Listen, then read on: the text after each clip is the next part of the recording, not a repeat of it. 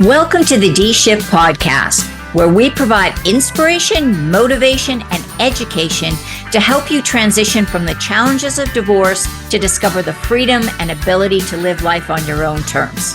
Are you ready? Let's get this shift started. Hello, and welcome to another episode of the D-Shift podcast. And as always, if you've listened in before, I have to celebrate that we have two Canadian experts on the podcast today. And we are going to be talking to Robyn Yack and Cheryl Koffman, who are real estate agents that really offer a very specialized service. And Robyn and Cheryl are in Ontario, Canada. And they specialize in helping clients who are going through divorce and separation to sell and deal with the matrimonial property, which is always a big point of contention in the divorce as to what is going to happen with the family home. So, Robyn and Cheryl, welcome.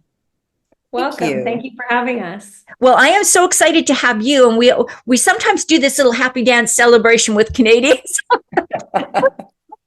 I don't know why. It's just because I'm from Canada, so I feel obligated to do that, right? To celebrate. But I know I've got both of you on the podcast, which is really neat because it's so nice to have two different professionals come on and share their opinions. And what got you both into not just the real estate area, but the focus on helping people going through separation and divorce? So I'll start. And Cheryl and I have very different backgrounds and very different experiences leading up to where we are right now. So I have a business degree and a law degree, and I worked in executive level roles in healthcare my whole career.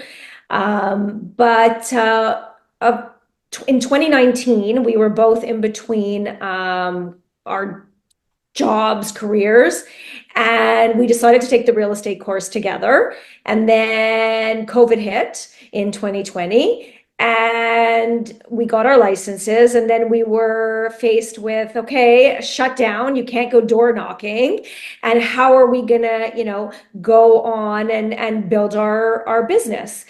And, I did a lot of networking, and we share our stories and our backgrounds. And one of the things that would come up a lot was, so I myself am separated, divorced 20 years now. And I do remember when I left, because I was the one who made the decision, it's all fine and dandy, you make the decision, but then now what? And you have no idea what's on the other side. And I didn't have anybody going through it at the time because I was very young. And so were most of my friends. But one of the things that stands out to me, and as we have made this decision to go into this niche, that really resonates and comes back in my mind over and over, is about shortly after we got separated, I went to the bank with my paycheck, because we had paychecks at the time. You didn't have direct deposits. And I knew I had to put it in the teller and put it in the bank because the mortgage was coming out and we had a joint account, obviously. And obviously, I did my due diligence and was putting it in the joint account. But then when I saw how much was in the account, I was shocked because my ex had decided, oh, I don't need to pay for the mortgage anymore. And I stood on the corner outside crying and not knowing where the money was going to come. And the only thing you think of is your credit rating. They're going to take my house. I'm destitute now. And where do I go from here? And it was the worst feeling. And so after having gone through this, I really want to help people get to the other side. Yeah. So that's where I come from. And I'll let Cheryl tell you where she comes from. Yeah, so I have a very different experience. I've been happily married for almost 30 years. So don't have direct divorce experience, but I have degrees in psychology and teaching. And I was a teacher for many, many years. And for many years, I co-owned a set of kindergarten enrichment schools. So I always taught little ones. I was always teaching sort of K to sort of grade two.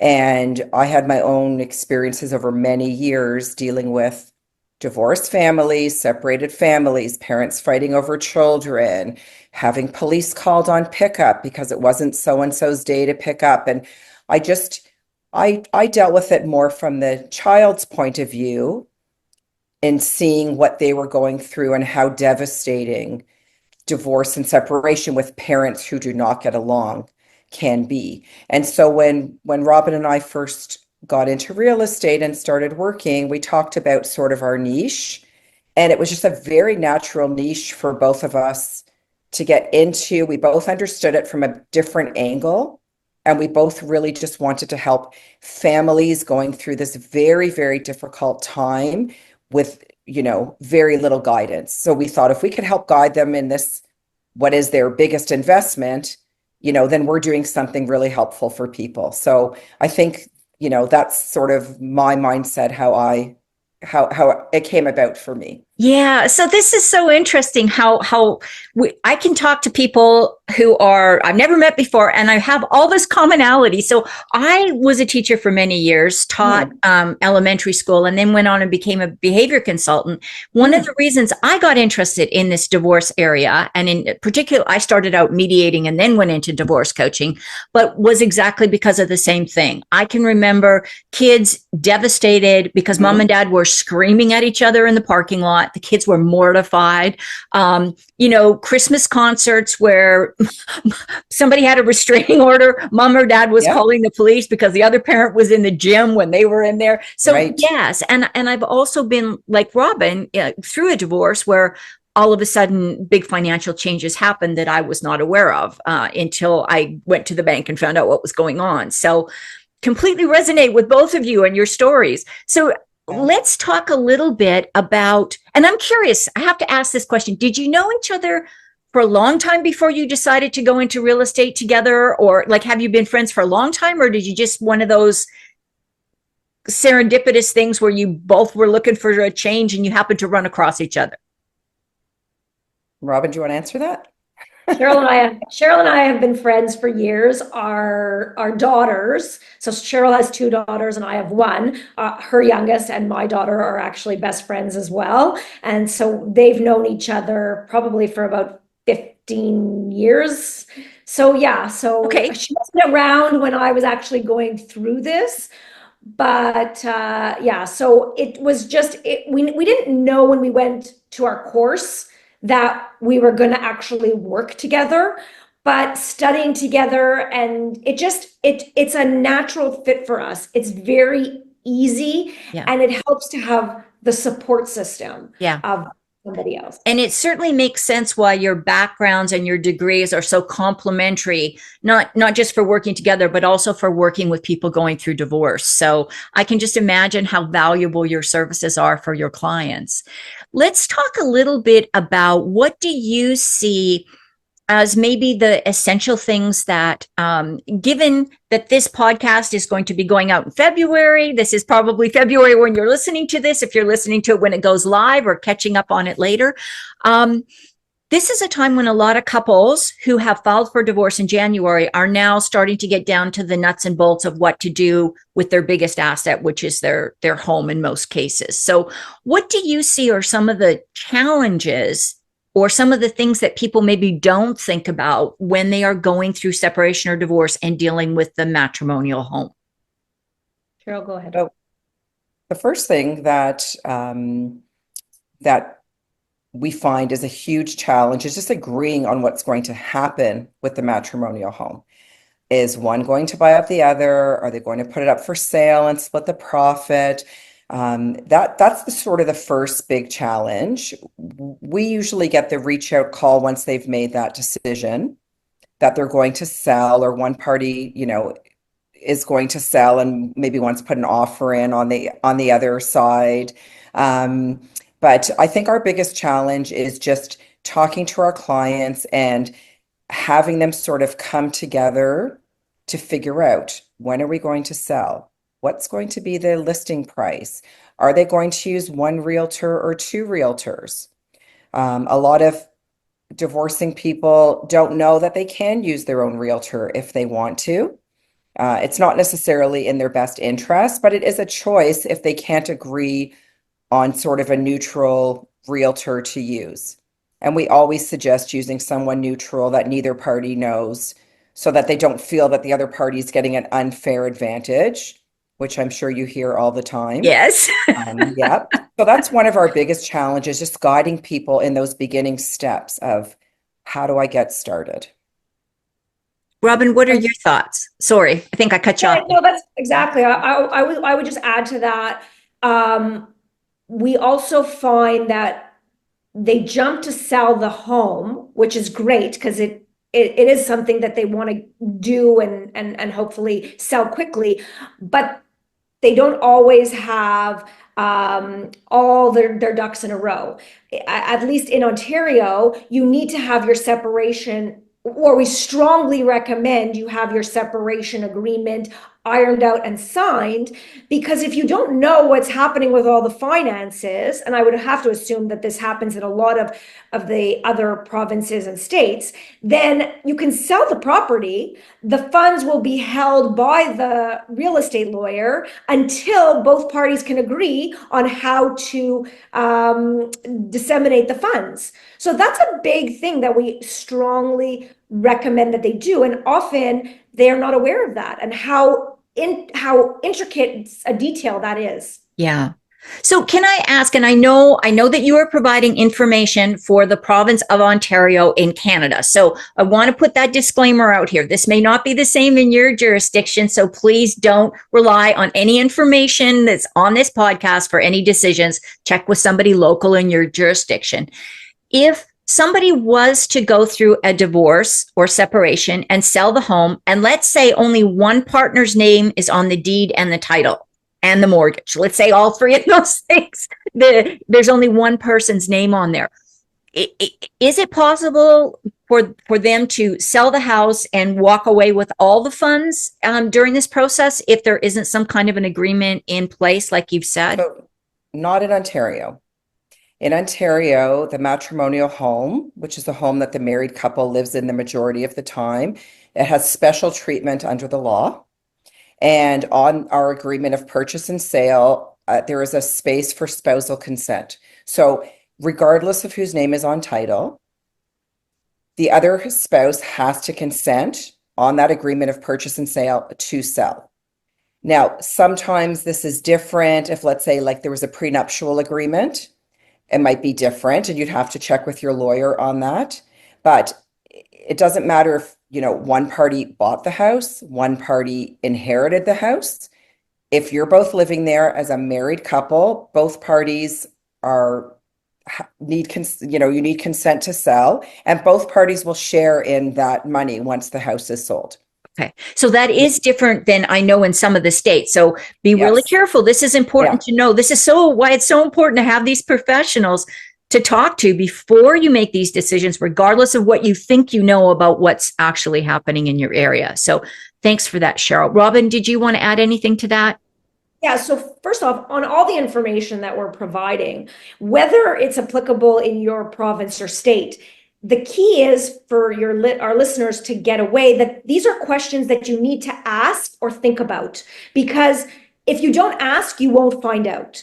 So that's number one. Number two, the other thing I wanted to point out is, at least in Ontario, there's a difference with married couples and common law. Right. So common law is that you've been in a relationship and are living together for X amount of years. And there's a misunderstanding or a misconception in Ontario that if after 1 year or after 3 years, you are now under the law considered married, even though you don't have the paperwork, and that the matrimonial home is treated the same.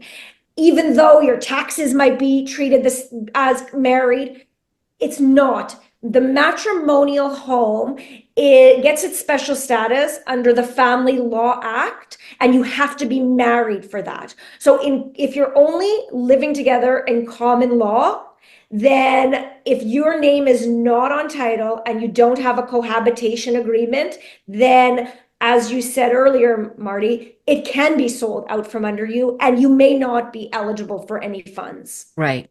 And thank you for mentioning this because, I know that everything is different in every province and just like in every state, and I'm sure in every jurisdiction, because I know there are even states here in the United States that don't recognize common law relationships at all. So you're really on your own if you don't have some kind of an agreement in place with your partner, if you're not legally married. So let's talk, Rob or Cheryl, you brought up something that was really interesting and something that I think is a challenge because I've sold, property in the past and I've purchased property in the past. The whole idea of how do you evaluate or value the cost or the listing price of a piece of property? Because I can just imagine in a divorce, there's so much emotion that's tied up in your home.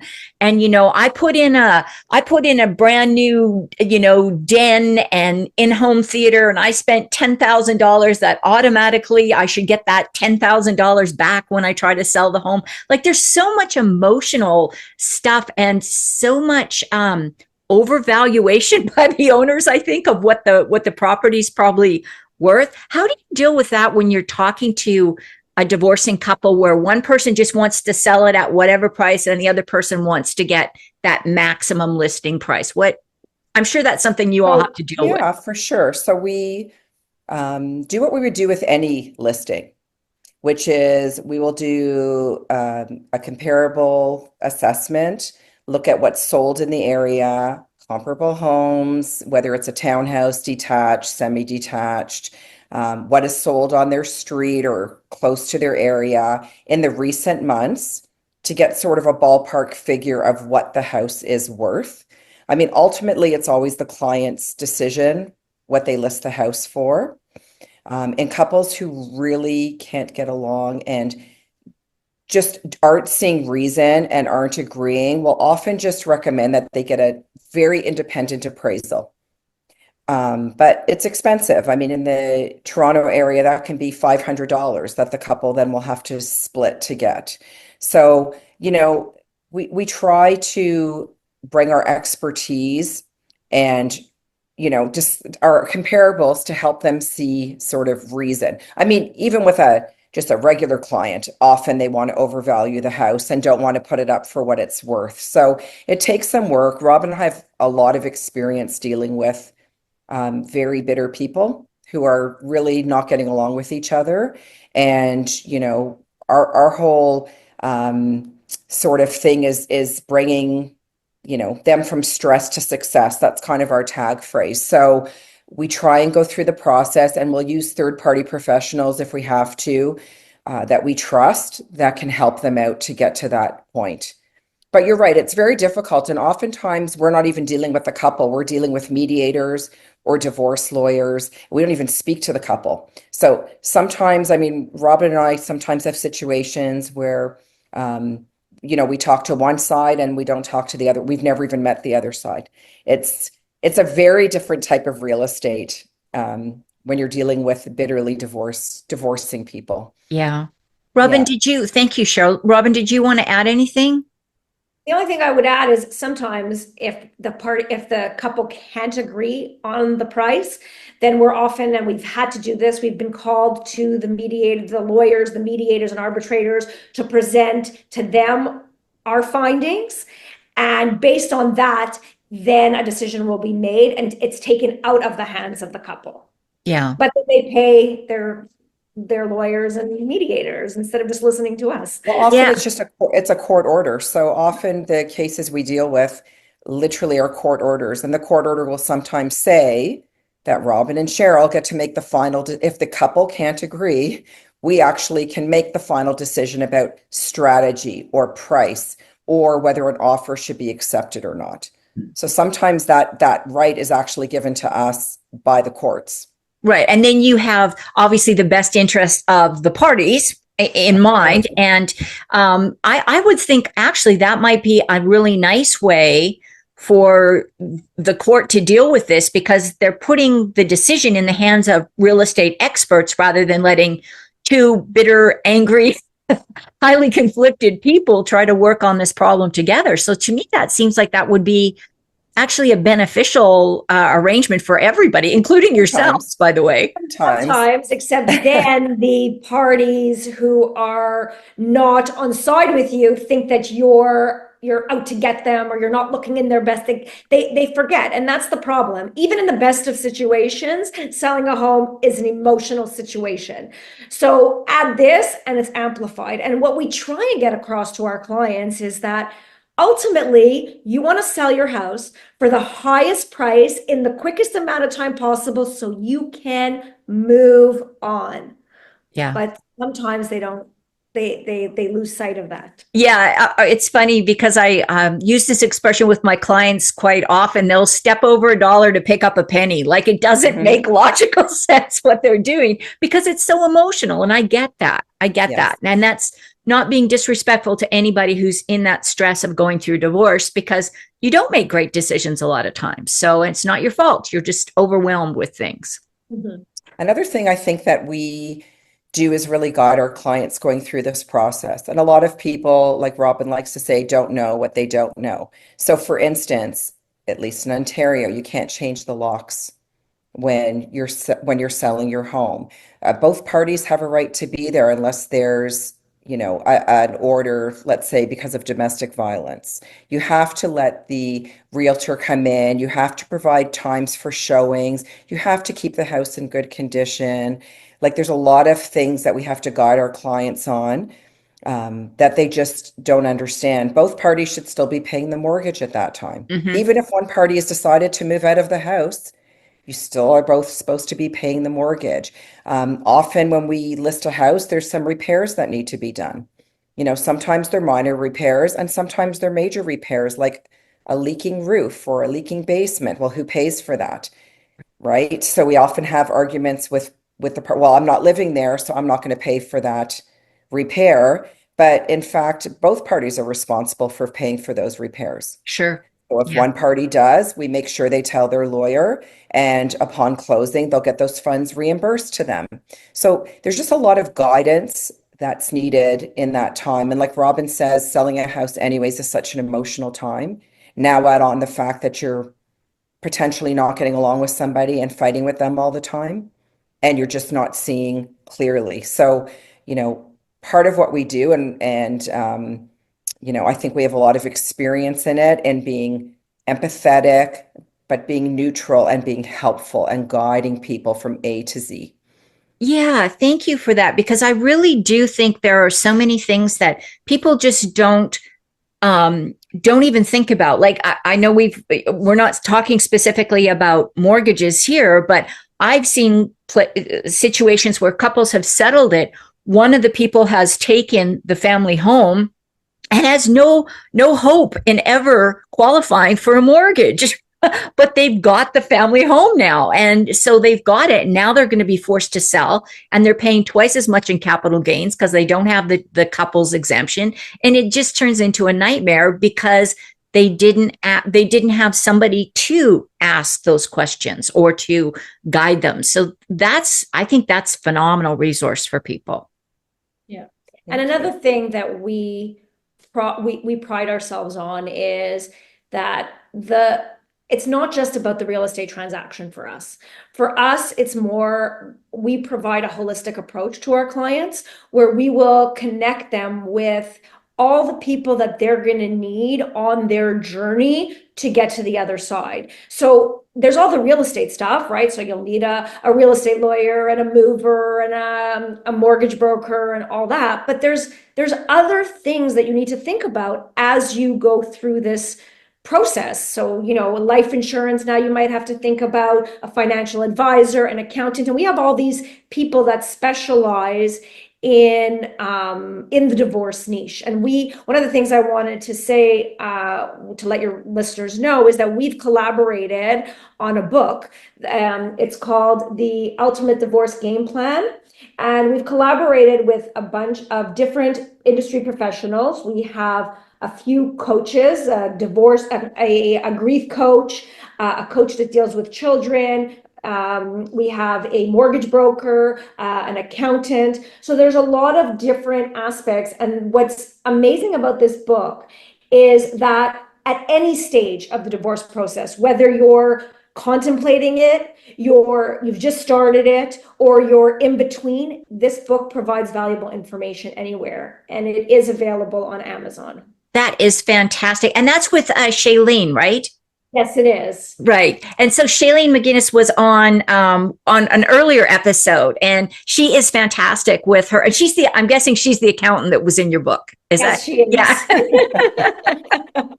So, and again, even though the information on the real estate and stuff is specific to a geographic location, same as the divorce laws and same as, a lot of some of the financial considerations you're going to have to make, there's still really good information about what do you need to think about holistically and what questions do you need to ask.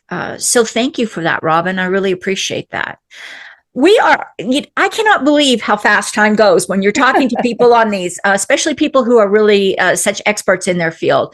If I had to ask you, what do you think is the one piece of advice or the most important thing that you want anybody listening to keep in mind if they are going to be selling a home during a divorce? What do you think is the most important point? Well, I think, first of all, take a deep breath. One of the quotes I like is, you don't have to see the whole staircase, just take one step at a time. So it's really one day at a time. The second thing I would say to people is find someone who specializes in the area of divorce and real estate. Ask questions. You can always reach out to us and we can give you a list of questions to ask. The people who know this field, it's not a typical sale necessarily. There's a lot involved, and talk to someone who has dealt with lawyers, who deals with mediators. Something else that Robyn and I deal with, which I didn't mention, is bankruptcy, because bankruptcy and divorce often go together. They do. So we also know how to deal with bankruptcy lawyers and trustees. So it's just find someone who's an expert in your field. If you had cancer, you wouldn't go to your family doctor, you would go to a specialist. So again, if you're dealing with this kind of situation, find your specialist in your area. That's the most important thing. Thanks, Cheryl. I appreciate that. Robyn, did you want to add on to that? No, I just, I want people who are going through this to really understand that, unlike 20 years ago when you didn't have access to the internet and all this information, the information is out there and it's available for you. And find the people and connect with them. And like Cheryl said, we're happy to help, even if it means that we find a realtor in your area. We will take that on. And if they don't work in the divorce realm, then we can help them as well. So I just think that, I know that as we've been talking about this and telling people that we specialize in this, I can't tell you how many people have said, oh my God, where were you when I was going through this? Exactly. I mean, the field of the services that are available for divorce people now, even divorce coaching, that's only really been a thing for maybe 7 to 10 years. When I was going through my divorce, you had a lawyer. That's who you had. And if you were a rich person, you maybe had a financial expert. Other than that, it was just kind of the attorneys. And we've talked about this a lot on the podcast, but attorneys are great at the law, but they're not supposed to be realtors or financial advisors or brokers or anything else. So you do so much for the people that you work with. And Cheryl and Robyn, I can't imagine what a valuable asset you are to your clients going through this. And Robyn, if people want to reach out and find out more about what you do, or find out about your book, or just learn more about you, what's the best place to do that? So our website is Robyn with a Y, ROBYNAND, Cheryl, CHERYL.com. Or they can follow us on social media at Robyn and Cheryl Real Estate on Instagram and Facebook. And I will make sure all of that gets in the show notes. And I will track down your book and put a link to that in the show notes as well, so that people can just click on that and get right to Amazon and make a purchase. So thank you both so much for being on the show and for sharing your expertise and your insight on this really tough part of divorce. So thank you both. Thank you, Mardi. Thank you for having us. You are welcome. And thank you everyone for listening in to this episode of The D Shift. And don't forget to tune in again next Tuesday. Thanks for listening and supporting the D-Shift podcast. If you would like to attend live trainings by our amazing guests and have a chance to ask questions and get answers from our experts, join the D-Shift crew. For more details and to sign up, head on over to www.divorcecoachforwomen and click on the podcast page.